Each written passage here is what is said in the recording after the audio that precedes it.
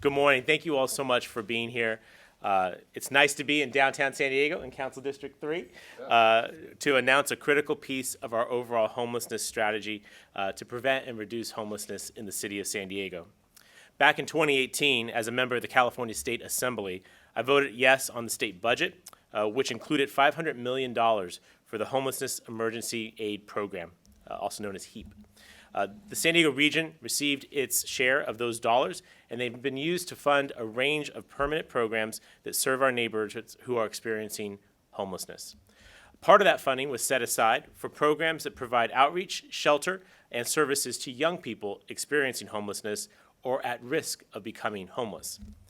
The term in our profession is Transition Age Youth, or TAY, which means folks who are between the ages of 18 and 24 years old.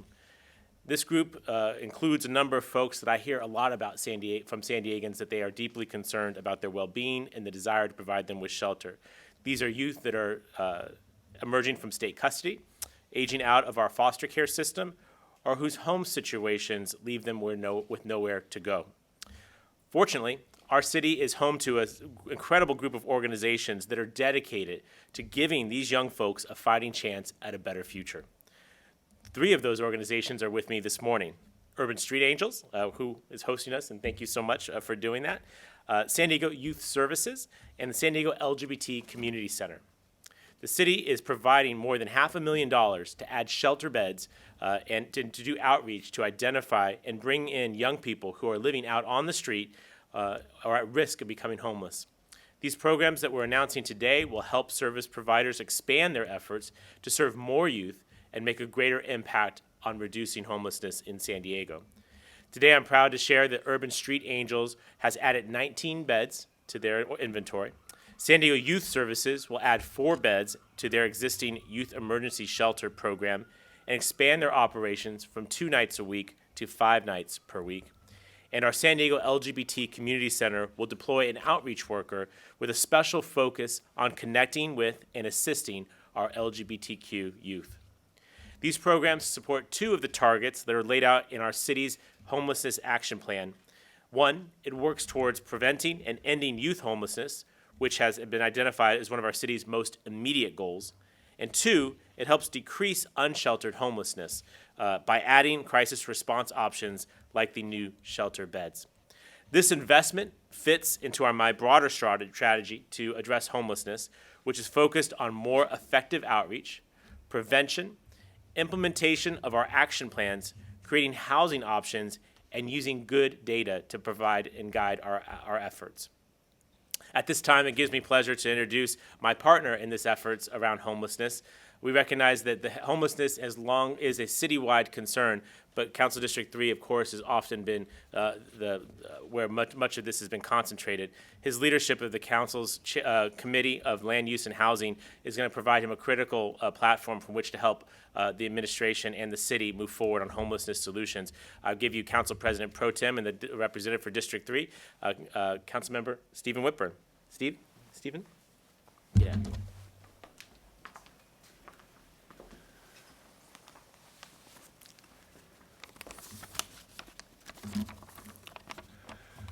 Good morning, and thank you very much, Mayor Gloria. As Mayor Gloria mentioned, this council district, which I represent, is the epicenter of San Diego's homelessness crisis. Far too many of my constituents spent last night sleeping on sidewalks or sleeping in parks or in canyons. Many of them are young people who were abused or who were rejected, who suffered some other calamity that left them with nothing and nowhere to call home. They're in danger, and it is up to us to help them. And with programs like these, we can and we will. I personally know several local leaders who have shared with me that they experienced homelessness when they were young. Fortunately, they received the help that they needed to get back on their feet, and they went on to lead very successful lives today. These programs will give more young people that opportunity. They'll get the help they need to get off the streets and to pursue their dreams. I want to thank Mayor Gloria for continuing to address homelessness and continuing to help young people here in my district and across our city. A big thanks as well to the San Diego Housing Commission and Rick Gentry for coordinating these partnerships. The Housing Commission is playing a crucial role in addressing San Diego's homelessness crisis. And with trusted partners like Urban Street Angels, San Diego Youth Services, and the San Diego LGBT Community Center, I know that more of our young people who are experiencing homelessness will receive the vital help that they need. This is another step in ensuring that every San Diegan has a home. We've just begun, and there is much more to do, but I know that we're moving in the right direction. Thank you. Thank you, Councilmember. Now I want to invite up our host, Eric from Urban Street Angels, and he'll be introducing another individual that you want to hear from this morning. Eric?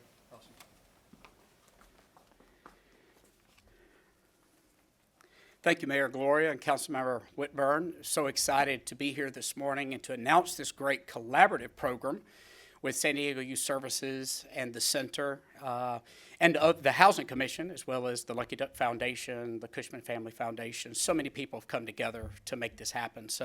And the need is so important to meet the needs of these homeless youth who are sleeping on the streets. And as Councilmember just mentioned, why is a program like this so important? Because on any given night, there can be 1,000 youth that sleep on the streets of San Diego and across the county. And so we need to do something. Also, as you are very well aware of, this is the best chance that we have to tackle homelessness. At this age, 18 to 24, we can change the trajectory of where someone is going. And as we say, while the cement is still wet, we have a chance to make a difference. As a matter of fact, 50% of the homeless in San Diego were homeless at this age. And so if we can catch them now, it's going to be so important. Thus the reason this program is so important. We focus on a lot of severe mental illness. When you've been rejected and abused by those who you thought loved you, then you can have a lot going on that we need to address. And so this facility is also focused on SMI, severe mental illness. It's also a dedicated trauma-informed center. The need to be able to house youth in an emergency shelter or transitional shelter environment, apart from just the general homeless population, is so important because of what these youth have went to and also helping them get to a better place. And this facility is just that. It's trauma-informed for our youth, offering things like case management. We added occupational therapy this year to our programs, housing navigation, peer support, mental health therapy, a computer lab, a music and art studio here on this location, a fitness center, a clothes center, and then a rec room that we're standing in, which you can see is built out just for our youth. And we do events and activities structured for them. Tonight, laser tags coming into our open courtyard outside, and so you can see the importance of that. Connecting TAY to permanent supportive housing, jobs, and education is the end result.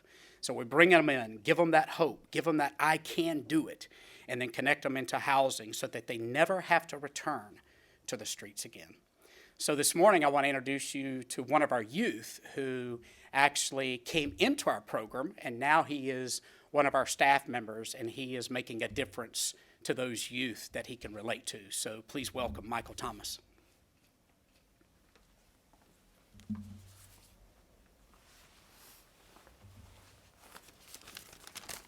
Good morning, all. Thank you, Eric, and thank you, Mayor Gloria. My name is Michael Thomas. I am currently the Housing Navigator for Urban Street Angels. Prior to becoming a worker here, I was actually a transitional age youth. I didn't know where I would eat. I didn't know where I would lay my head. I didn't have a safe space or anyone to confide in. I met Eric around 2019, and he took me into his program, Urban Street Angels. As soon as I joined Urban Street Angels, I felt safer. I felt like where I could reside in was stable for me. I was reluctant to have a stable environment to live in. I was very reluctant, especially for the supportive services and for the mentorship that was provided through Urban Street Angels. 1 year after me joining the program, I actually became a peer support here. And upon me becoming a peer support, I was a role model to all of our incoming TAY. Every youth that walked through those doors, they look up to me currently because one, because I provide inspiration to Arte, and I give them hope, especially in the middle of a pandemic. Thank you for having me.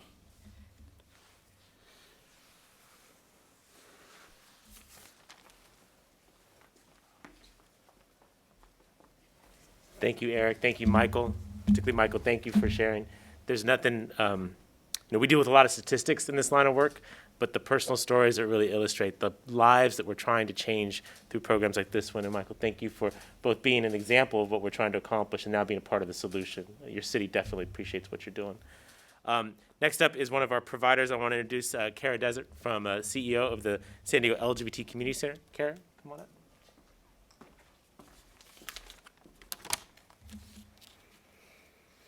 Good morning. My name is Cara Desert. My pronouns are she, her, and hers, and I'm the CEO at the San Diego LGBT Community Center. We know that to address this housing crisis, it will take all of us, including partnerships with government and community nonprofits that give all San Diego's young people a safe place to call home. I'd like to thank Mayor Gloria and Councilmember Whitburn, the City of San Diego, the San Diego Housing Commission, Urban Street Angels, and the San Diego Youth Services for joining together in this strategic partnership to bolster programs that help youth who are experiencing or at risk of homelessness. With 40% of homeless youth identifying as LGBTQ, and the number one reason these youth are unhoused is because they've been rejected by their families and loved ones. This work is an extension of what the center does every day to serve young people who are experiencing homelessness. LGBTQ youth, especially LGBTQ youth of color, face disproportionate discrimination and violence, and as a result are overrepresented in our homelessness system. As a trauma-informed service provider, our center team and our partners at Urban Street Angels and San Diego Youth Services are best equipped to reach these youth and connect them to services through our youth coordinated entry system. As the sole service provider in San Diego dedicated to the needs of our LGBTQ youth, the center is uniquely positioned to conduct meaningful outreach, and the impact of culturally competent and LGBTQ empowering staff who build relationships to connect these youth to services is profound. The center is committed to ending homelessness in San Diego, and innovative programs like this and partnerships move us closer to that vision. This exciting initiative expands the center's housing continuum that provides emergency, short-term, and long-term housing programs for LGBTQ individuals, couples, families, seniors, and youth. We believe that every young person in San Diego deserves a home, especially now in these times when having a home means being safe from a pandemic. Together, we can create a San Diego where every young person has a safe and supportive place to live and an opportunity to thrive. Thank you so much.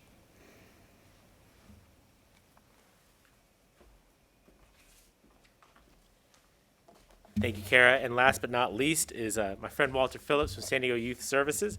Walter, why don't you bring us home?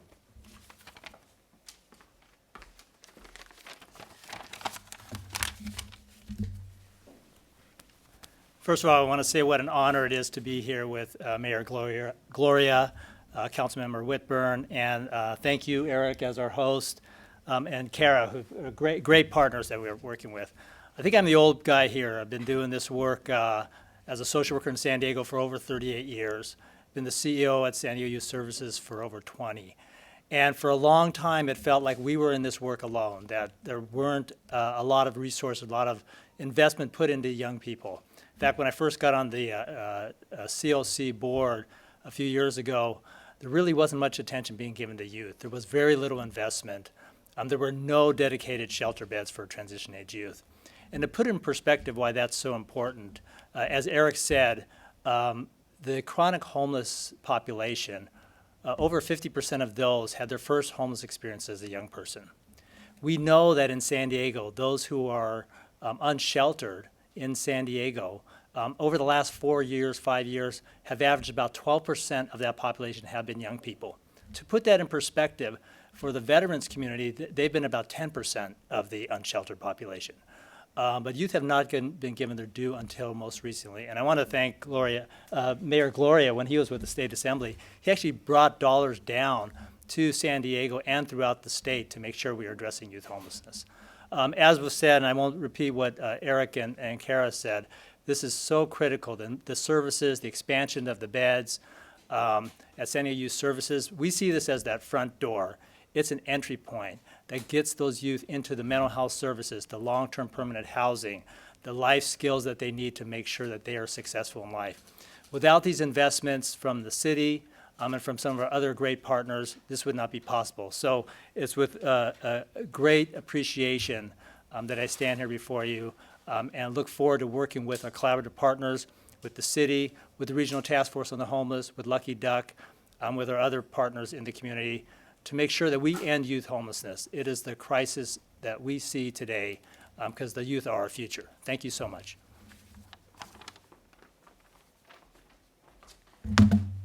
Great words, Walter. Thank you so much. And you've heard some of my colleagues here mention the Lucky Duck Foundation. I want to thank Drew Mosier for being here on behalf of Lucky Duck, an important part of our homelessness solutions operations here.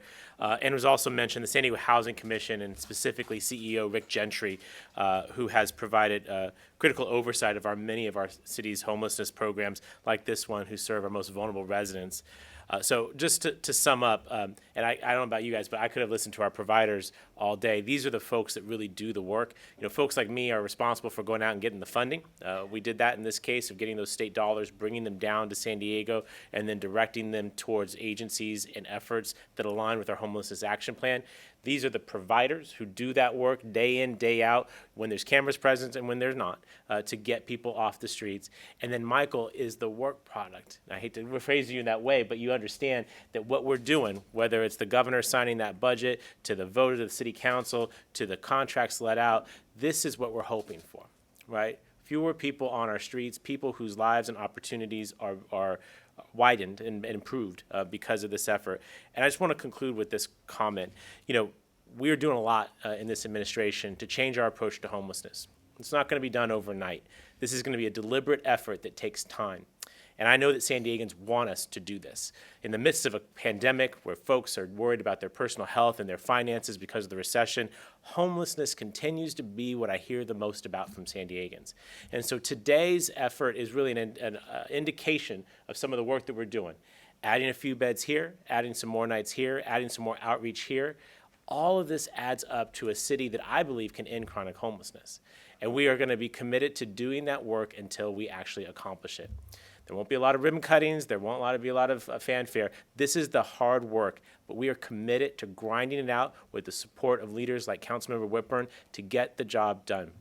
It is unacceptable in a city as wealthy as ours to have children and youth sleeping on our streets.